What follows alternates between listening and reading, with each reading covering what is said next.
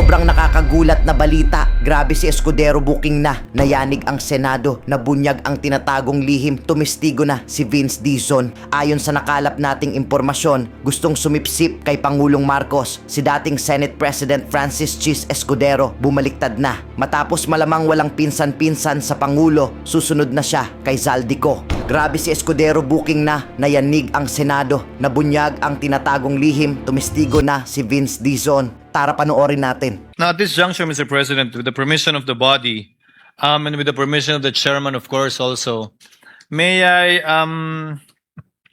ask 3 questions directly to the secretary, because I believe only he can answer, given that only he has personal knowledge about the questions I will be asking. Again, with the permission of the good chairman and with the permission of the body. 1 minute suspension, Mr. President. Session suspended. Mr.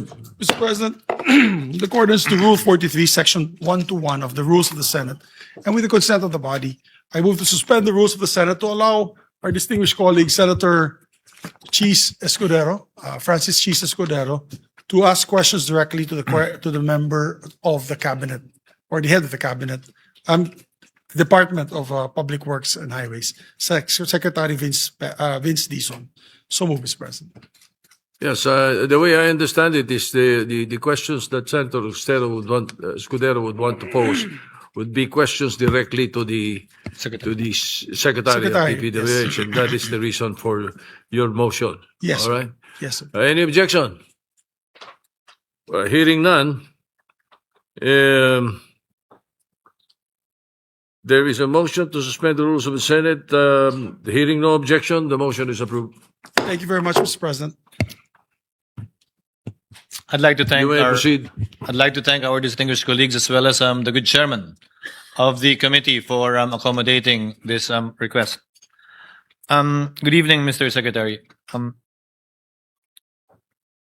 You are co-leading the executive branch's effort to address the flood control issue. As someone who holds the reviews and documentary evidence that your department possesses, may I ask, sa anong punto kayo nakumbinse na kailangan sampahan ng kaso na ang dating speaker at dating kongresista na si Ginoong Ko? Kay Mr. President, magandang gabi po. Maraming salamat. Kay former Congressman Zaldico po, ito po ay unang refer na ng ICI at ng DPWH nung, kung di ako nagkakamali po, end of September or a few weeks after mabuo ang ICI, nag-refer po kami sa Ombudsman, Office of the Ombudsman ng referral to file cases on the projects in Oriental Mindoro involving SunWest Corporation.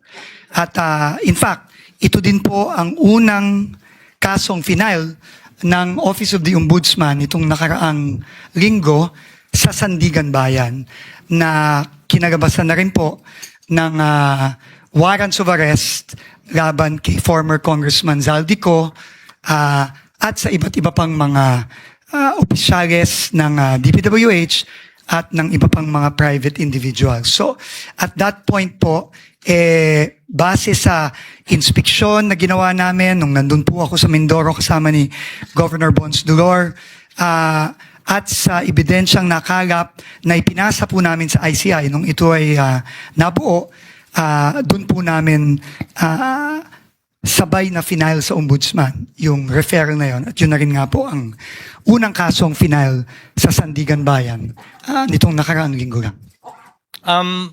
Yung sa dating speaker, Mr. Secretary, kailan po ito napagpasahan? Opo, ito po ay siguro po mga ilang linggo lang, itong nakaraang ilang linggo lang, base na rin sa mga nakakuhang ebidensya ng DPWH at dokumento ng mga proyekto ng SunWest Corporation at ng iba pang korporasyon ni former Congressman Zaldico tulad ng High Tone Corporation across many years, Mr. President, no? At base na rin ito dun sa naging sworn testimony ni Sergeant Gutesa dito sa Senate Blue Ribbon hearing. At dahil base po doon, sinamit po namin yon as facts sa Office of the Ombudsman kasama ng ICI. Kasama na rin po nung mga interviews ng ICI kay former Speaker Romualdez. At yun po ang naging basihan nung aming mga rekomendasyon na isinumiti po namin sa Ombudsman nung Biyernes. At ang kabuang halaga po nito ay? Sa aking pagkakaalam ko po, no, ang total from 2016 to 2025 ay mahigit 100 bilyong piso po sa between SunWest Corporation and High Tone Corporation. Thank you, Mr. Secretary. Thank you, Mr. President.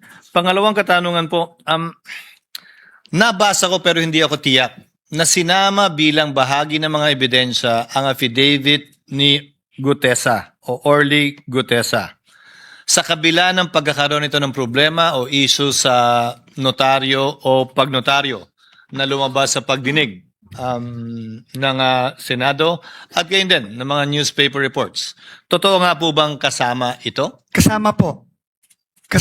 Kasama po ito dun sa facts o datos na ipinasa namin sa Ombudsman nung Biyernes. Dahil sa kabila po ng issue at problema? Ayon po sa aming mga abogado, nung pinag-aaralan po ito naman po ay sinumpaan during the Senate Blue Ribbon hearing. At base po doon, isinama po namin ito doon sa aming sinumite sa Ombudsman. Bilang panghuling katanungan, Mr. Secretary, di po kaila sa publiko ang relasyon ng dating Speaker sa Pangulo. May naramdaman po ba kayong anumang pangamba o pagdadalawang isip kaugnay sa ginawa po ninyong paghahain ng kasong ito? Wala po, Mr. President. Wala po. In fact, sa lahat po ng aking pag-uusap sa ating Pangulo, consistent po siya sa kanyang sinasabi na kung saan po ang ebidensya, doon po tayo pupunta kahit na sino pa po ang pwedeng maisama. Basta tututok lang po kami sa ebidensya at yun po ang aming isusumite. Thank you very much, Mr. Secretary. At this juncture, Mr. President, tatlo lang po talaga yun, Yung mga apat. Majority Leader. At this juncture, Mr. President, I'd like to make a brief manifestation to end my interpellation of the Department of Public Works and Highways. Ginoong Pangulo, mga ginagalang kong kasamahan, nais ko pong ilagay sa talaan ng Senado na binabati ko po ang administrasyon dahil sa hindi sila sumunod o nagpadala sa anumang script o sarsuela para magkaroon ng diversyon at ilihis ang tunay na mga salarin. Tulad ng nasabi ko po, no, ako ay huling tumayo at nagsalita dito sa Senado.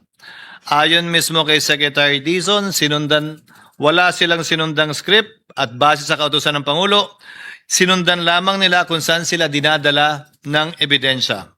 At dahil nga dito, sinampahan na po sina Co, Romualdez, Alcantara, Bernardo, Hernandez at iba pa. Alam kong naging hindi madali ang desisyon ito para sa Pangulong Marcos nang malaman niyang posibleng sangkot ang kanyang pinsan dito sa isyong ito. Subalit,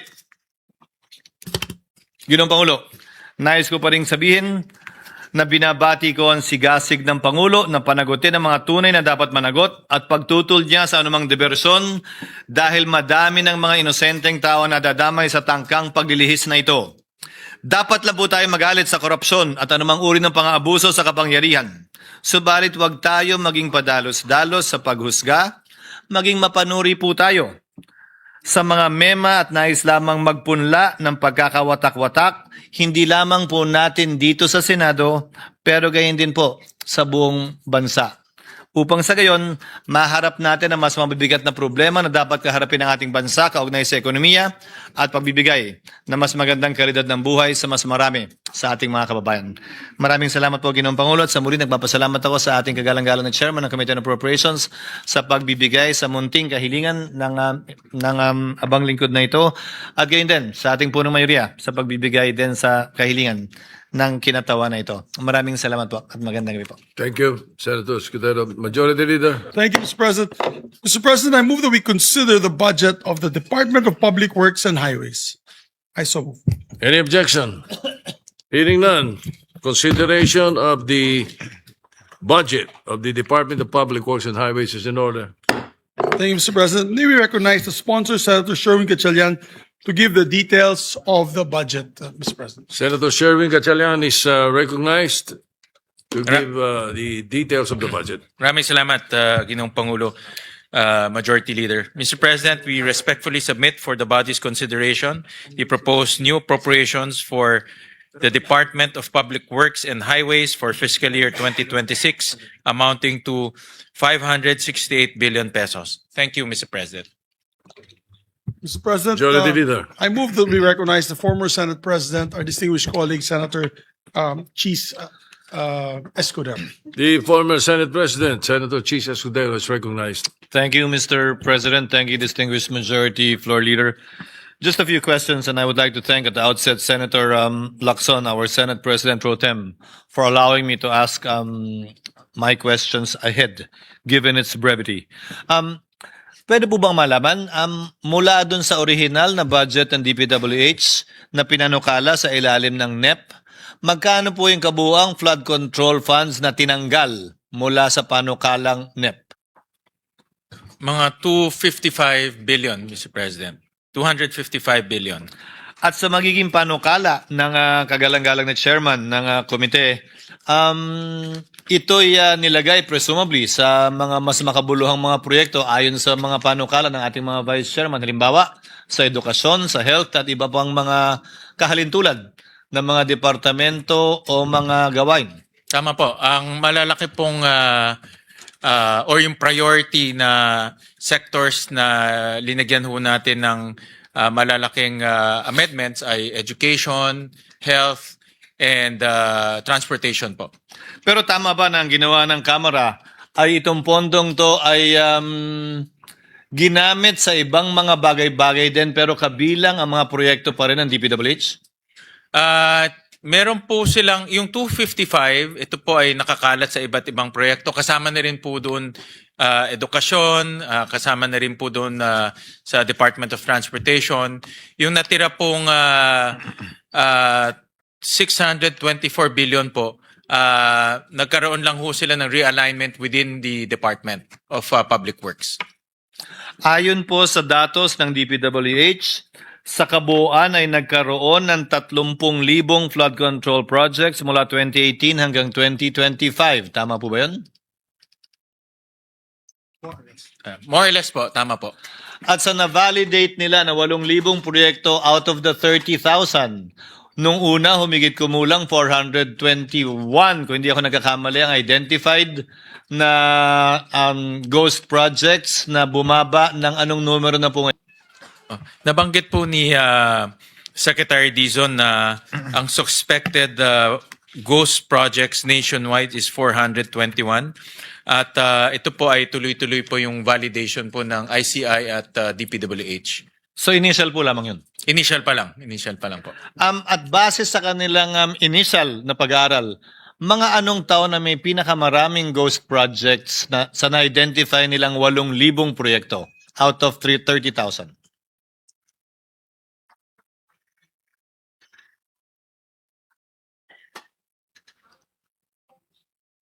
Hindi pa ho nila masabi ngayon dahil ongoing pa rin po ang validation nitong 8,000 na projects po. Doon sa na-identify po lamang na 421 initially, anong taon po karamihan ito?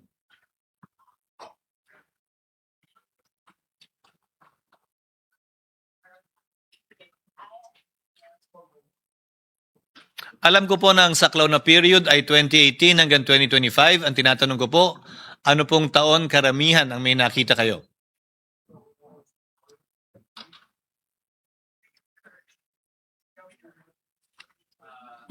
Mga 2023 and 2024 po ang peak o pinakamaraming out of these 421 suspected.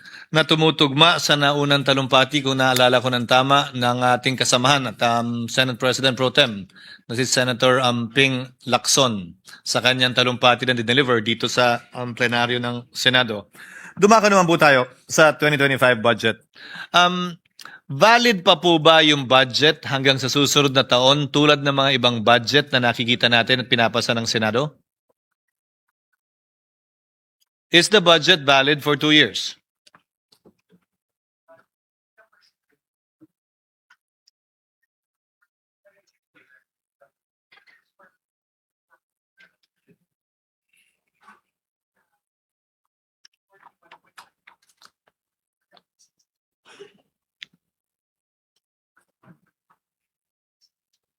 Valid pa ho until 2026.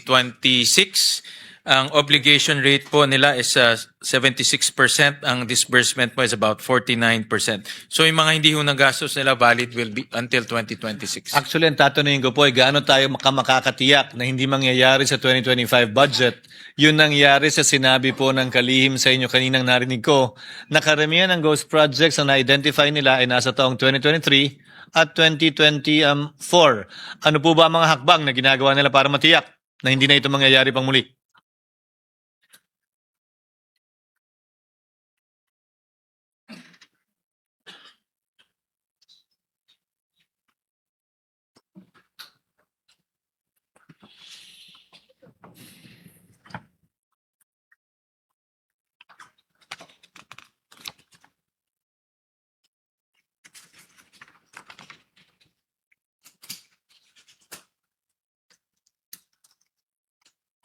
So nabanggit po ni Secretary Dizon sa akin na nagkaroon din ho sila ng reshuffling ng mga district engineers at the same time may strict instructions ang secretary na dapat lahat po ng projects ini-inspect para po masigurado na wala pong ghost projects and substandard projects.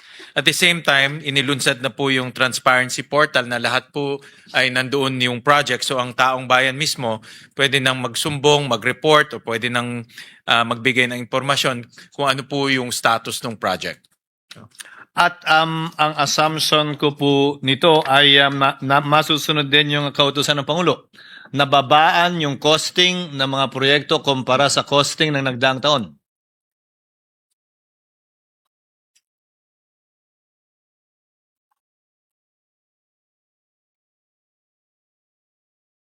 Would you like to know where your loved one is?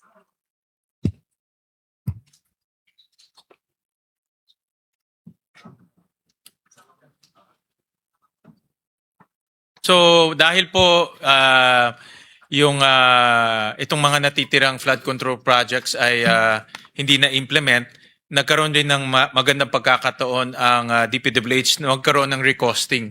At based po sa kanilang recosting, up to 50% ang nabawasan po sa, on the average on the average, sa iba't ibang proyekto ng DPWH tulad po ng bridges, tulad po ng roads, pati ho flood control. So ito naman yung kagandahan na na-delay ng konti dahil nagkaroon sila ng oportunidad na babaan yung presyo. So up to 50% ang On the average. pinakamataas? Yeah. On On the average or up to 50% ang pinakamataas? Up to 50. Up to 50%, Mr. President, depende rin sa regions. No? May region na mataas, may region na mababa. So up to 50% yung natipid nila.